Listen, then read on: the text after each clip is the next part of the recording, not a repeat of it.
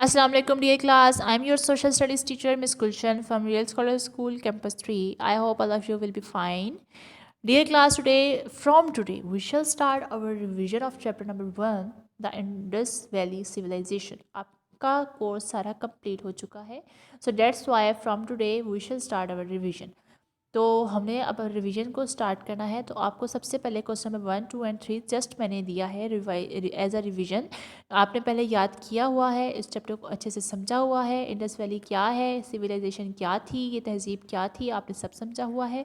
सो आज हम इसकी एक्सरसाइज को एक बार डिस्कस कर लेते हैं अगेन, और फिर आपने ये अच्छे से याद करके आना है. Question number 1 is right about the sewerage system in the Indus valley civilisation.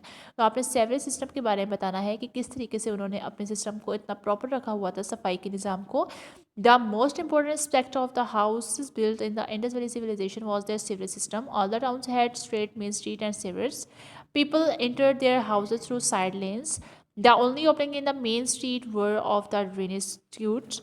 These tubes entered the covered drain, which carried the waste into the river and stream nearby.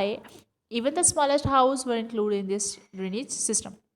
उनका क्या सिस्टम था, हर घर का ये एक बनाते हुए, उसको बिल्टअप करते हुए, ये मेन एस्पेक्ट था कि जो सेवरेज सिस्टम है उसको मद्देनज़र रखा जाए और फिर घर बनाया जाए. हर घर के आगे से, यानी कि गली घर के सामने से भी और घर की बैक साइड से भी 2 रास्ते छोड़े जाते थे. सामने वाला रास्ता जो था वहाँ पर उन्होंने जो है ड्रेनेज सिस्टम बनाया हुआ था, वहाँ पर उन्होंने चूर्स बनाए हुए थे, यानी कि जो गटर होते हैं, ठीक है, उर्दू में गटर कहते हैं हम जिसे, उसको बनाया हुआ था और उसको ऊपर से कवर अप किया हुआ था. और इतना वो खूबसूरत उन्होंने उसको बनाया हुआ था कि वो कवर अप होते हुए वो तमाम छोटे छोटी जो नालियाँ थी, गटर थे, वो एक बड़े नाले में जो है शामिल होते थे और वहाँ से वो किसी भी स्ट्रीम या किसी भी रिवर में जाके शामिल हो जाते थे और वहाँ से गंदगी का सफाया हो जाया करता था. Question number 2 is in your opinion which thing showed that the people loved cleanness. तो आपके ओपिनियन में कौन सी चीज़ है जो यहाँ की क्लीननेस को शो करती है. सबसे पहले तो उनका सीवरेज सिस्टम, जो कि बहुत एक्सीलेंट था, बहुत अच्छा सीवरेज सिस्टम था. और even the smallest house at there, यानी कि जो स्मॉलेस्ट हाउस था ना, वो भी हाउस जो है वो भी इस सिस्टम को एक्सेस करता था, इस सिस्टम के अंडर था. Also almost every house had its private bath. हर जो हाउस था उसका अपना एक प्राइवेट बाथ भी था. The majority of the large houses also had their own private wells. और जो कि लार्ज हाउस थे वहाँ उनके अपने प्राइवेट वेल्स भी थे इवन. और वो जो एक उसके अलावा एक बड़ा पब्लिक बाथ था जिसको ग्रेट बाथ के नाम से जो है याद किया जाता था, यानी कि बोला जाता था. और ये तमाम चीज़ें जो उनकी क्लीननेस को शो करती हैं.